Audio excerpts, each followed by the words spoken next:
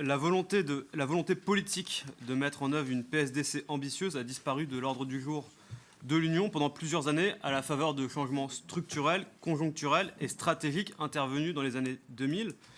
Le changement structurel, c'est évidemment l'adhésion des pays d'Europe centrale et orientale, 9 de ces pays qui avaient tous préalablement adhéré à l'OTAN et considérant l'OTAN comme l'horizon indépassable de la défense, de leur défense. La crise économique et financière a constitué, lui, le changement conjoncturel majeur, puisque l'Union et ses États membres, trop occupés à résoudre les problèmes de dette et à relancer leurs économies, se sont détournés des questions de défense. Enfin, contrairement aux années 90 où la guerre ravageait l'ex-Yougoslavie et où la dislocation de l'URSS inquiétait toute l'Europe, les années 2000 ont été une période relativement stable dans l'environnement de l'UE comme en son sein.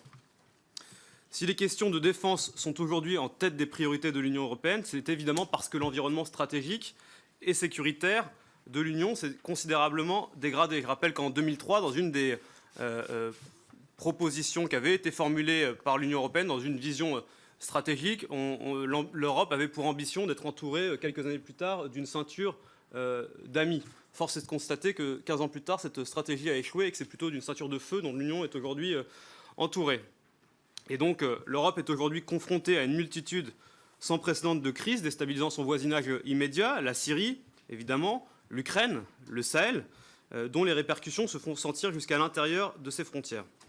Surtout, ces crises ont révélé une forme d'impuissance de l'Union européenne. Certes, des sanctions ont été adoptées contre la Syrie, contre la Russie.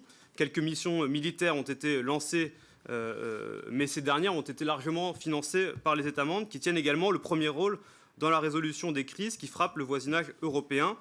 Et je pense évidemment, comme le soulignait mon collègue Joachim Pueyo, à l'engagement de notre pays au Sahel, mais aussi avec l'Allemagne pour un règlement pacifique de la crise ukrainienne à travers les accords de Minsk. La réponse de l'Union européenne à ces crises a donc été insuffisante. Elle a été jugée comme telle par nos concitoyens. Ces derniers attendent de l'Union européenne qu'elle prenne des mesures contre les menaces qui l'entourent, qu'elle agisse et qu'elle les protège.